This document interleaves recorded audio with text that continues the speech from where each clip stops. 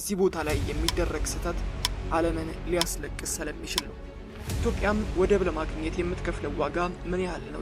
ለ30 ዓመታት ይህ ቁስል ላለመንካት ሞክረን ነበር። ተዘግቶበት የሚኖር ወጣት የለንም። ሶማሊያም ተቆጥታለች፣ ግብጽ ዛቻ ጀምራለች። ሰነዳቸው ውስጥ ያልተነገሩ ስምምነቶች እንዳሉ ብዙዎች ይጠራጠራሉ። የኢትዮጵያ አየር መንገድን ድርሻ ለወደብ የሚሉ ወሬዎችም አሉ። በቅርቡ አልጀዚራ የተባለው ሚዲያ በዚህ ጉዳይ ላይ ያወጣው ዘገባ እንደሚያመለክተው በዓለም ላይ ካሉ የንግድ መስመሮች ሁሉ እጅግ ስስና እጅግ ጠባብ ነው ብሏል። ኢትዮጵያን የቀይ ባህር አክሰስ ያሳጣው ውሳኔ የሚል ጥያቄ ማንሳት እንዴት ስህተት ሊሆን ይችላል? ባህር ኃይል አቋቁመናል። ስለማይኑ ባህር አቋቁመናል። ኢትዮጵያ ለምን ዝም አለች? ኢትዮጵያም የራሴ በር ያስፈልገኛል ስትል ጆሮአቸውን ቀጥ አድርገው የሚሰሙት ኤርትራውያን ብቻ አይደሉም። ኢትዮጵያ የባህር በር ፍለጋዋን ስታፋጠን ብቻዋን አይደለችም። ከጀርባዋ የሚገፋፏት ትላልቅ እጆች አሉ። በዓለም ላይ ካሉ የንግድ መስመሮች ሁሉ እጅግ ስስና እጅግ ጠባብ ነው ብሏል። ነገር ግን ደግሞ እጅግ ውድ የሆነ ስፍራ ነው። ይህ የምታዩት ጠባብ መስመር ባቢኤል መደብ ይባላል። በአረበኛው የለቅሶ በር እንደማለት ነው። ለምን እንዲህ አሉት የሚል ጥያቄ ይነሳል። ምክንያቱም እዚህ ቦታ ላይ የሚደረግ ስህተት ዓለምን ሊያስለቅስ ስለሚችል ነው። የዓለም 12 በመቶ የንግድ መስመር በዚህ በኩል ነው። ነዳጅ፣ ስንዴ፣ ኤሌክትሮኒክስ ሁሉም እዚህ ጋር ያልፋል። ይህ መስመር ከተዘጋ በለንደን ያለው መብራት ይጠፋል። በኒውዮርክ ያለው ነዳጅ ሊወደድ ይችላል። በፓሪስ ያለውም ዳቦ። በዚህ ትንሽ ሀገር በጅቡቲ ውስጥ አሜሪካ የጦር ሰፈር ገንብታለች። ቻይናም የጦር ሰፈር አላት። ፈረንሳይ፣ ጃፓን፣ ጣሊያን ሁሉም እዚህ ጋር አሉ። ለምን? ጅቡቲ ስለተመቸቻቸው ወይም ደግሞ የአየር ንብረቷም ስለወደዱት ሳይሆን የቀይ ባህርን ጉሮሮ አንቆ ለመቆም ነው። እዚህ ጋር ግን ብዙ ጩኸት ጀርባ እጅግ ግዙፍ ሀገር ትንፋሽ ትፈልጋለች። 120 ሚሊዮን ሕዝብ ያላት ሀገር ኢትዮጵያ። የተባበሩት አረብ ኤምሬትስ በቀይ ባህር ዳርቻ ላይ በቢሊዮን ዶላር እያፈሰሰች ነው። ቱርክም እዚሁ ነች። ሩሲያም በሱዳን በኩል ወደ ባህሩ ለመጠጋት እየሞከረች ነው። ምክንያቱም ቀይ ባህርን የተቆጣጠረ የዓለምን የንግድ ደም ስር እንደተቆጣጠረ መቁጠር ስለሚችል ነው። ኢትዮጵያ ለምን ዝም አለች? አይደለም። ጥያቄው መሆን ያለበት ኢትዮጵያ አሁን መጮህ ለምን ጀመረች የሚለው ነው። ለ10 ዓመታት የረሳነው የሸሸነውና ምናልባትም የፈራነው ጉዳይ ዛሬ የቤታችን በር ላይ ቆሞ ማንኳኳት ጀምሯል። አሰብ። ይህ ስም ለብዙዎቻችን ቁስል ነው፣ ለሌሎቻችን ደግሞ የታሪክ መጽሐፍት ትዝታ ነው። ግን ዛሬ የምነግራችሁ ታሪክ ስለ ትናንት ጦርነት አይደለም። በሚቀጥሉት ጥቂት ዓመታት ውስጥ የኢትዮጵያን ካርታ፣ የኤርትራን ህልውናና የዓለምን የንግድ መስመር ሊቀየር ስለሚችል አንድ ትልቅ ፍንዳታ ነው። ባህር የሌለው ሀገር፣ ባህር ያለው ጎረቤት፣ እንደዚሁም በባህሩ ላይ አይናቸውን የጣሉት የዓለም ሀያላን አሜሪካ፣ ቻይና፣ ሩሲያ ሁሉም እዚህ ቀይ ባህር ላይ ሰፈርን አቅንተዋል። ግን ለምን አሁን እነርሱ እርስ በራሳቸው እጅግ ትልቅ ውጥንቅጥ ውስጥ ሊገቡ ቻሉ?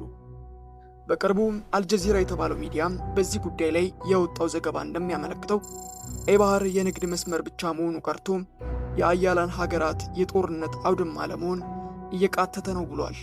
ዘገባው የቀይ ባህር ሽሚያ ሲል የጠራው ይህን እንቅስቃሴ በተለይም የተባበሩት አረብ ኤምሬትስ በምስራቅ አፍሪካ የባህር ጠረፎች ላይ የምታደርገው የቢሊዮን ዶላር ኢንቨስትመንት የጦር ሰፈሮች ግንባታ የቀጠናውን ወደማይታወቅ አቅጣጫ እየገፋፋው እንደሆነም ያመላክታል። ዛሬ ከመጋረጃ ጀርባ ያለውን እውነት እንመለከታለን። ጆሮ የማይሰማውን አይን የማያየውን የፖለቲካ ቁማር ልናወራርድ ነው። ይህ የቀይ ባህር ፍጥጫ ነው። አሰብ ለአንዳንዶች የናፍቆት ለሌሎች ደግሞ የጦርነት ስም ነው። ግን እውነቱ ከሁለቱ ሀገራት በላይ እንደሆነ ብዙዎች ይናገራሉ። በቅርቡ ሮይተርስ የተባለው ዓለም አቀፍ የዜና ወኪል ባወጣው ዘገባ የኢትዮጵያ የወደብ ፍላጎት በቀጠናው ላይ አዲስ የፖለቲካ ትኩሳት መፍጠሩን ገልጿል። ሮይተርስ እንደሚለው የኢትዮጵያ ጥያቄ የታፈነ ኢኮኖሚ መተንፈሻ መፈለጊያ ቢሆንም እንኳን ጎረቤቶቿ ግን እንደ ወረራ ዝግጅት ቆጥረውባታል ብለዋል። ይህ አለመተማመን ደግሞ ሌላኛውን ታላቅ ጦርነት ሊከፍት እንደሚችል በግልጽ ተናግሯል። ኢትዮጵያ የባህር በር ፍለጋዋን ስታፋጠን ብቻዋን አይደለችም። ከጀርባዋ የሚገፋፏት ትላልቅ እጆች አሉ። ለምሳሌ የኤምሬትስ ኢንቨስትመንት ግሩፕ በኢትዮጵያ በሶማሊያ መካከል ላለው ስምምነት እንደ ትልቅ ሞተር ይታገላል። በተቃራኒው ደግሞ ኤርትራን አልሰጥም ስትል እሷም ደግፈው የሚቆሙ ሌሎች ሀያላን ሀገራት ከኤርትራ ጎን ቆመዋል። ግብፅም እዚህ ጋር ትልቅ ሚና እንዳላት ይነገራል። በ2018 አዲስ አበባን አስመራ ሲተቃቀፉ ዓለም ሁሉ ደስ ብሎት ነበር። ኖቤልም ተሰጠ። ግን ያ ሰላም የባህር በር ጥያቄን ሊመልስ አልቻለም።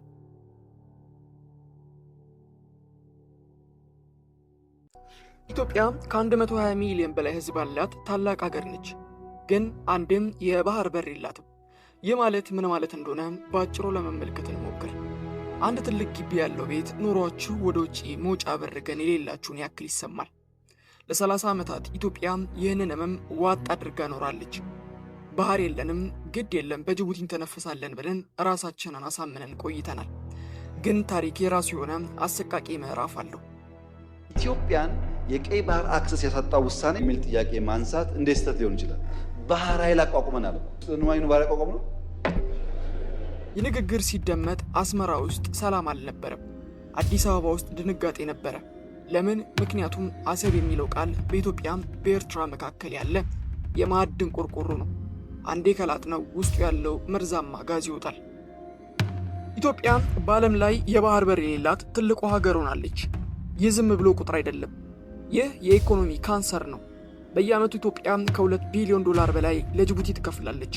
ቆይ ግን ለምን? ምክንያቱም ሌላ አማራጭ ስለሌላት ነው። ኢትዮጵያ የራሴ በር ያስፈልገኛል ስትል ጆሮአቸውን ቀጥ አድርገው የሚሰሙት ኤርትራውያን ብቻ አይደሉም፣ አረብ ሀገራትም ጭምር ናቸው። በቅርቡ አልጀዚራ ያወጣው ዘገባ አንድ የሚረብሽ እውነት በውስጡ ይዟል። ዘገባው እንደሚለው ኢትዮጵያ ከሶማሌላንድ ጋር ያደረገችው ስምምነት ቀጠናውን ወደ ጦርነት ሊከተው የሚችል ዲፕሎማሲያዊ ቦምብ ነው ይላል። ሶማሊያም ተቆጥታለች፣ ግብፅ ዛቻ ጀምራለች፣ ኤርትራ ደግሞ ዝምታን መርጣለች ሲል ስለ ጉዳዩ ገልጿል። ያ ዝምታ ግን ከነጎድጓድም በፊት ያለ ዝምታ ይመስላል። ኢትዮጵያ የባህር በር ነበራት። አሰብና ምጽዋ የኢትዮጵያ ሳምባዎች ነበሩ። በ1983 ግን ያ ሁሉ አበቃ። ኢትዮጵያ በገዛ ፈቃዷ ባህር አልባ ሆና ቀረች። ለ30 ዓመታት ይህ ቁስል ላለመንካት ሞክረን ነበር። ግን ሆድ ሲሞላ ጥያቄ ይመጣል። ለ120 ሚሊዮን ሕዝብ መመገብ ያለባት ሀገር በጅቡቲ በር ላይ ብቻ ቆማ መቀጠል አትችልም።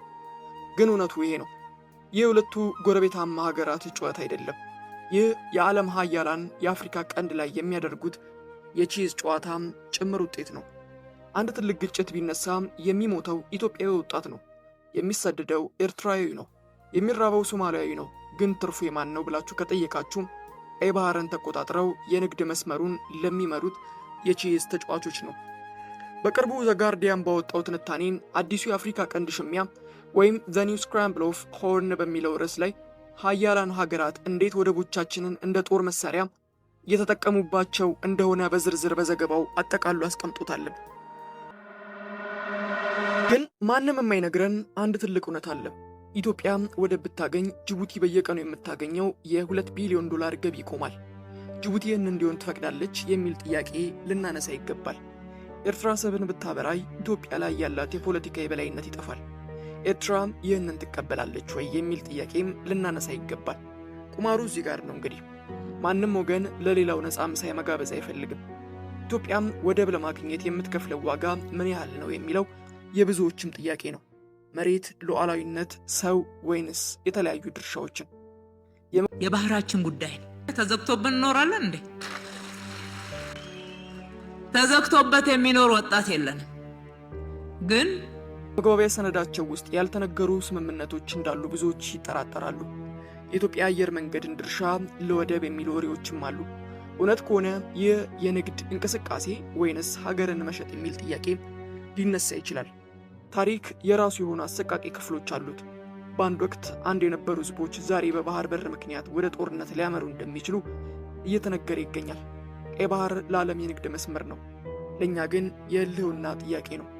በዚህ የሀያላን የቼዝ ጨዋታ ውስጥ ኢትዮጵያም ኤርትራ ድንጋይ መሆናቸውን አቁመው ተጫዋቾች መሆን የሚጀምሩት መች እንደሆነም ብዙዎች ጥያቄ አለባቸው። እያንዳንዱ ቃል በሚቀጥሉት 50 ዓመታት የኢትዮጵያን ዕጣ ፈንታ ይወስናል። ወደ ብልጽግና የሚሸጋገርበት ምዕራፍ ወይም ደግሞ ትውልድ የማይረሳው ትልቁ ገድል ተደርጎ የሚሞትበት ምዕራፍ ይፈጠራል።